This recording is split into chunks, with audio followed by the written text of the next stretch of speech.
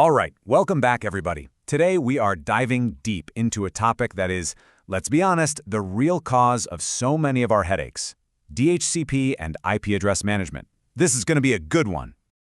So, just so we're all on the same page, this is part 6 of our big 10-part series. We're breaking down a fantastic, super detailed report that comes to us from the pros over at RFI Detectives, who are part of Virtualization Options LLC. These guys really know their stuff.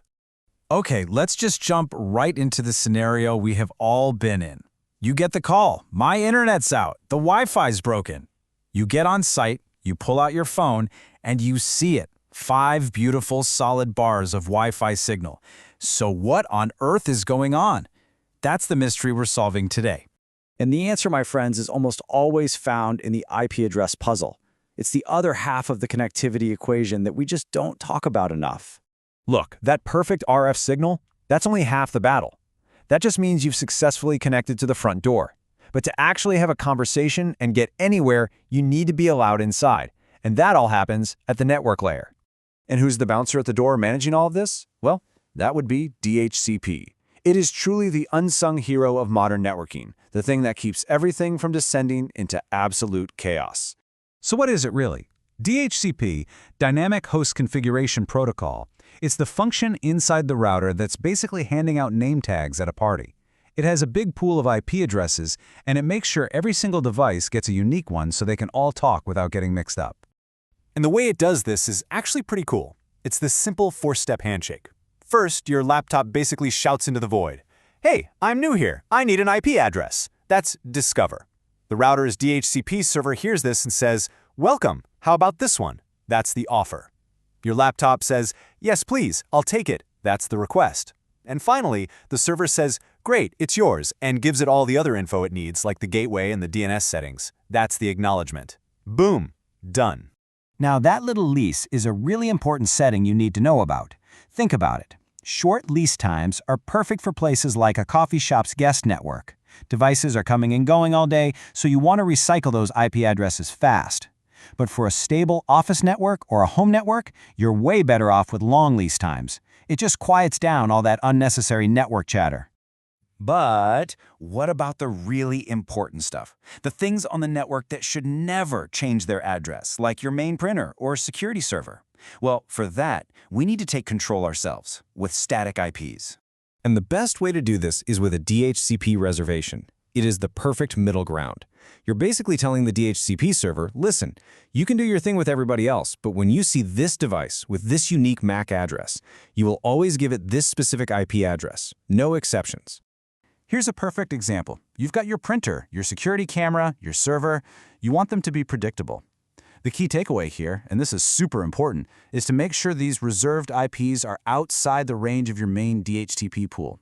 So if your pool starts handing out addresses at .100, set your static devices way down at .10, .11, and so on. That avoids any chance of a conflict. Okay, so our device is on the network, it has an IP, it can see the printer, great. But how does it actually get out to the big wide world of the internet? Well, for that, we need a couple more key players in the game. First up is NAT, Network Address Translation. This is pure magic. It's the feature that lets the 20, 30, or 100 devices in an office all hide behind the single public IP address that the ISP gives you. It's a translator, and it also acts as a really basic but effective firewall. And then there's DNS, the Domain Name System. I love this analogy. It really is the internet's phone book. You type in a website name that a human can remember, and DNS is the thing that looks up the actual IP address that the computers need. And let me tell you, the RFI Detectives report makes it clear. A messed up DNS setting is a huge reason for those "I'm connected, but I can't get to any websites" calls. Okay, so we've got all the pieces of the puzzle. Now let's put it all together into an action plan. This is how you go from confused to confident when you're troubleshooting these tricky issues in the field. And I want this quote from the report to be burned into your brain, because it's the whole point of this explainer. Many Wi-Fi not working complaints actually involve DHCP failures. It's not the radio, it's the network layer. And here it is, the smoking gun. If you ever see an IP address on a client device that starts with 169.254, you've found your problem. That's an APIPA address. It means the device tried to get an IP from the DHCP server, got total silence in return, and just gave up and assigned one to itself. It's a dead end, and it tells you immediately that the DHCP handshake failed. So here's your checklist. The next time you're on a call, run through this in your head. First, pop open the command line and run ipconfig or ifconfig. What do you see? Is it that dreaded 169.254 address?